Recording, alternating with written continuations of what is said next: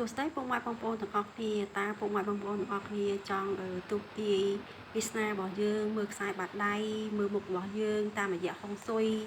តែឬអត់យើងអាចទូទាយតាមខែឆ្នាំកំណើតក៏បានដែរចាបើបងប្អូនទាំងអស់គ្នាចង់ទូទាយគឺអត់អស់លុយមួយរៀលទេបងប្អូនគ្រាន់តែយើងអស់លុយថ្លៃអ៊ីនធឺណិតតែប៉ុណ្ណឹងចាបើចង់តាមដានសូមអញ្ជើញមើលវីដេអូរបស់នេះខ្ញុំរហូតដល់ចប់ចាដំបូងឡើយបងប្អូនចូល Play Store មកហើយបងប្អូនវាយដាក់ថាចូល ChatGPT ចាយើងវាយ ChatGPT មកឲ្យបងប្អូនបន្ទាប់មកបងប្អូនត្រូវ download វាឲ្យហើយមកដោយសារតែនាងខ្ញុំ download រួចហើយអញ្ចឹងនាងខ្ញុំគ្រាន់ចុច open មកបានហើយបន្ទាប់មកបងប្អូនចុចតាមនាងខ្ញុំទៅយើងចូលទៅជ្រើសរើសយករូបថតដែលបងប្អូនបានថតដូចជាបាតដៃឬក៏មុខរបស់យើងតម្រង់មុខណាបងប្អូនយើងជ្រើសរើសយករូបថតខ្ញុំមកដាក់ចូលទៅក្នុងហ្នឹងមកចាឥឡូវនេះនាងខ្ញុំបានជ្រើសរើសបាតដៃឆ្វេងនិងបាតដៃស្ដាំដែលនាងខ្ញុំបានថតទុក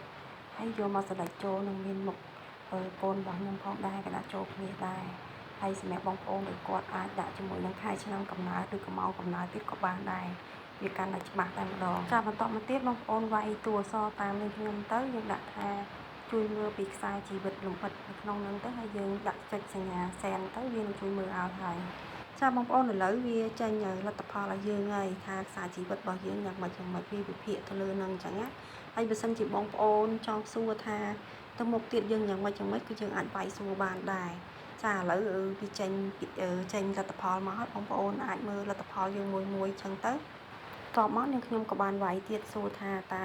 មានខ្សែឆ្លងប្រទេសដែរអត់បន្ទាប់មកគឺយើងចុចសញ្ញាសែនម្ដងទៀតទៅវានឹងអាប់ដេតប្រាប់យើងឲ្យថាយើងមានខ្សែជីវិតអាចឆ្លងប្រទេសអត់ហើយយើងទៅតាមរបៀបណាទៅដោយសាលារៀនជាអ្នកចេញឲ្យយើងមានអាហារូបករណ៍ឬមួយក៏យើងទៅបានដោយសារតែគ្រូសាញាតិបងប្អូននឹងយកទៅគឺវាបញ្ជាក់ក្នុងហ្នឹងតែម្ដងហើយបើយើងចង់ឲ្យវាបញ្ជាក់ពេលវេលាច្បាស់លាស់ថាយើងបានទៅក្រៅប្រទេសហ្នឹងនៅឆ្នាំណាយើងអាចសួរវាមួយសារទៀតហើយយើងចុចសញ្ញាសែនទៅ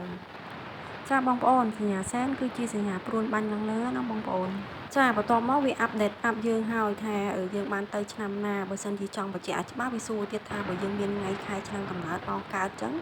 យើងអាចដាក់ទៅឲ្យវាទៀតទៅចាបងប្អូនបើសិនជាឆ្ងល់អាចខមមិនសួរនៅក្នុង YouTube បានបើសិនជាបងប្អូនមិនទាន់ច្បាស់នៅកម្មវិធីអស់ហ្នឹងអញ្ចឹងណាបងប្អូន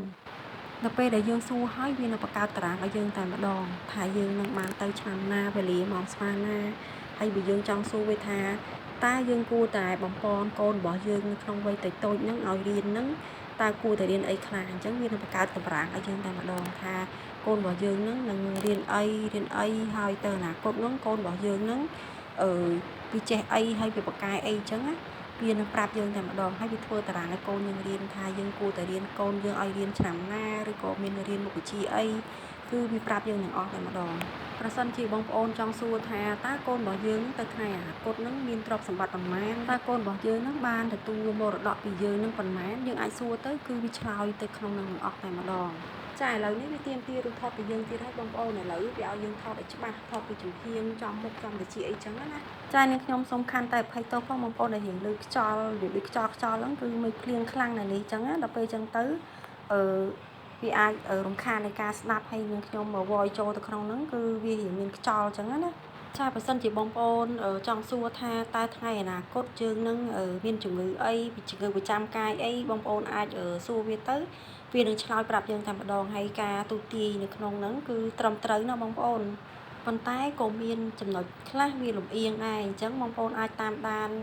ពីខែមួយទៅខែមួយតាមដែលយើងសួរវាទៅហើយយើងផ្ទៀងផ្ទាត់ទៅតើវាត្រូវតាមនឹងអត់បើសិនជាយើងផ្ទៀងផ្ទាត់តាមខែទៅថាអូត្រូវដូចវានិយាយពិតមែនអញ្ចឹងបានន័យថាយើងទាយតាមនឹងត្រូវហើយអញ្ចឹងយើងមិនច្បាច់ទៅរកឲ្យគ្រូហុងស៊ុយអីទាយទៅក្នុងហ្នឹងវាទាយតាមហុងស៊ុយប៉ាជឿឲ្យយើងតែម្ដងចាវាអាចទាយពីទម្រង់មុខរបស់យើងទម្រង់ចិញ្ចើមច្រមុះគឺបញ្ជាក់បានន័យថាយើងមានទ្រព្យចិញ្ចើមគឺវាបញ្ជាក់ថាយើងមានភាពស្និទ្ធស្នាលជាមួយទៅនឹងអ្នកណាហើយនឹងការដែលយើងទំនាក់ទំនងជាមួយអ្នកដទៃហើយវាវិភាគឲ្យយើងតាំងពីចការចិញ្ចើមភ្នែកហើយនឹងថ្ងាសផងដែរនឹងតិចផងដែរថាតើទៅថ្ងៃមុខនោះយើងយ៉ាងម៉េចហើយយើងមានអាយុវែងអត់ចាបើសិនជាបងប្អូនអាចចាំបងប្អូនអាច share ចូល Telegram share ទុកមើលបានចាបងប្អូនបន្ទាប់មកយើងចុចចូលសញ្ញាទ្រេ3ហើយយើងចុចចូលយកសញ្ញា share បន្ទាប់មកយើងចុចចូលដាក់សញ្ញា share ឡាញបន្ទាត់ខ្មៅហ្នឹងទៅ ហើយវានឹងចេញសញ្ញារបៀបដូចជា Telegram ជាមួយនឹង Messenger បងប្អូនអាច save ទុកនៅកន្លែងណាក៏បានដែរសម្រាប់បងប្អូនចង់ទុកចាបងប្អូនវីដេអូរបស់នាងខ្ញុំមានតែប៉ុណ្្នឹងទេបើសិនជាបងប្អូនមានចម្ងល់អីអាច comment សួរខាងក្រោម YouTube បានអរគុណបងប្អូនជំរាបលាជួបគ្នានៅវីដេអូក្រោយៗទៀត